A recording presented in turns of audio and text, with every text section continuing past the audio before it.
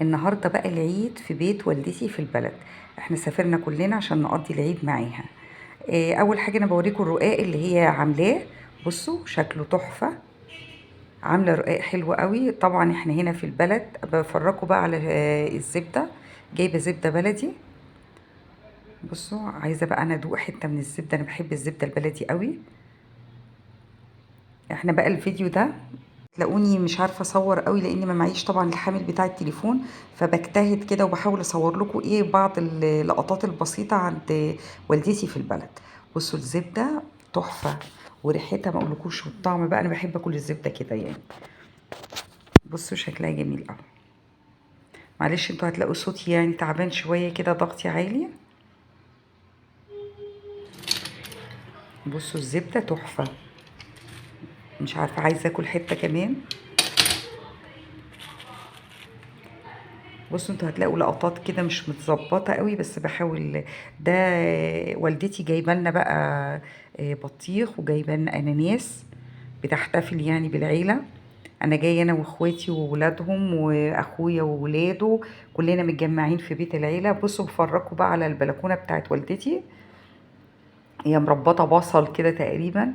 ده التلفزيون بتاعها بقى كل يعني بتاع ايام زمان يعني. وهتلاقوا العيال عندي كلهم يعني مستغربين قوي الحاجات دي، بس بيفرحوا قوي بالاجواء الريفيه دي جميله. بصوا بقى احنا هنا هنبدا نعمل ايه. هنعمل لحمه في الباميه. هنا والدتي مقطعه، انا بفرجكم بقى اللي هي عاملاه بصراحه. هي مقطعه بصلايه كبيره وكم فص توم كده، حطاهم سلام زي ما هما. واللحمه حطيتها على النار. بصوا انا مش هوريكم قوي الاكلات، بس انا هوريكم النهايات بسرعه كده.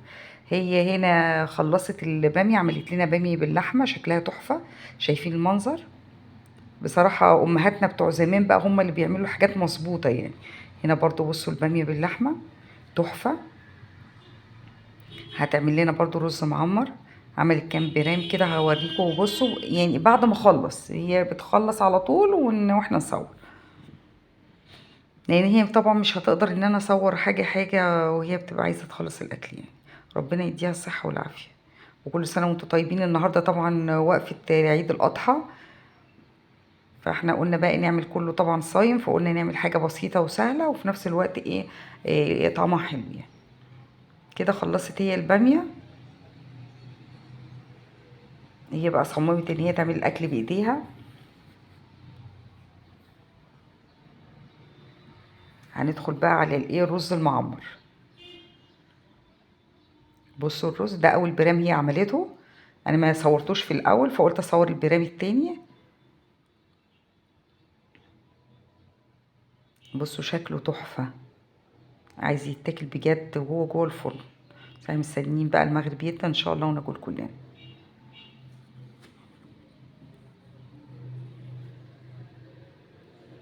هنا بصوا البرام، انا طلعت لها حتة زبدة كده، قلت احطها لها على الوش كده.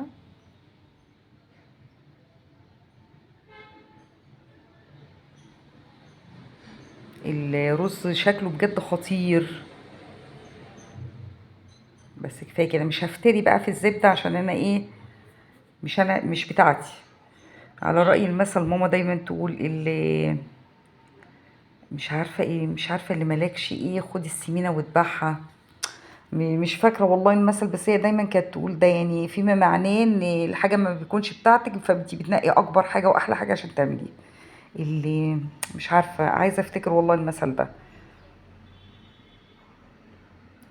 هي ماما بقى لو سمعتي الفيديو قولي لي، مش عارفة انتي كنتي بتقولي خدي السمينة واتبعها قبليها مش فاكرة خالص. والبرام ده خلص اهو. بصوا المنظر فظيع. لا لازم اخد معلقة. انا عارفة ان هي هتزعقلي عشان شوهت البرام، بس لازم اخد معلقة.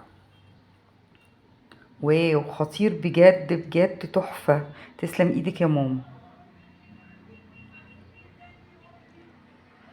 خد معلقة كمان، مش هيبان.